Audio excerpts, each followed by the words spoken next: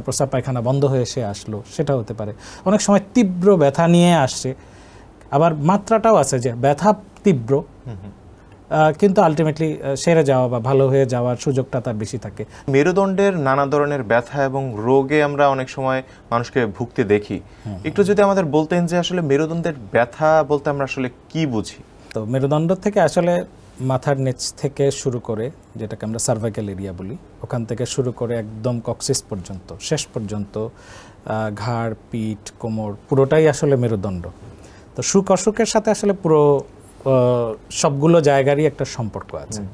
কিন্তু এই মেরুদণ্ডের সুখ অসুখ যদি বলতে চাই, বা অসুখগুলো, আজকে তো আসলে স্বাস্থ্য বিষয়ক অসুখগুলো নিয়ে, এই অসুখ হতে পারে দৈনন্দিন কাজের সাথে সম্পর্কিত, যেহেতু মানুষ একটি তার দৈনন্দিন কর্মব্যস্ততা তাকে সচল থাকতে হয়।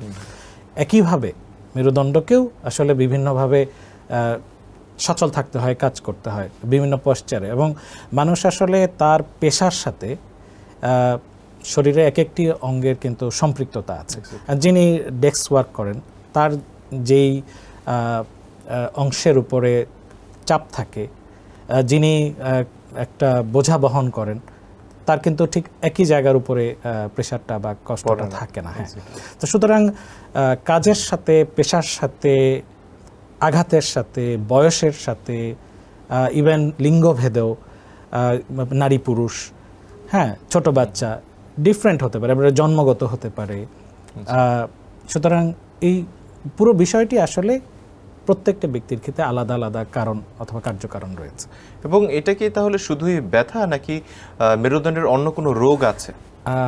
ব্যথা আসলে তো একটা প্রকাশ।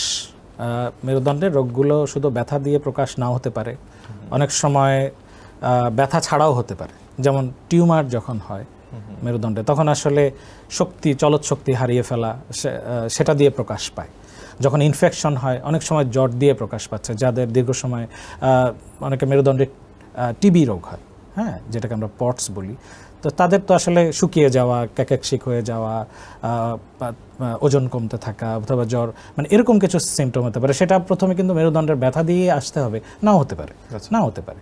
তো সেক্ষেত্রে টিউমারের ক্ষেত্রে যদি কোনো নিউরোলজিক্যাল বিষয় হয়, অনেক সময় যেটা আছে যে সাডেন সে প্যারালাইসিস হয়ে ডাক্তারের সামনে আসলো, অনেক সময় আছে যে প্রস্রাব পায়খানা বন্ধ হয়ে সে আসলো, সেটা হতে পারে।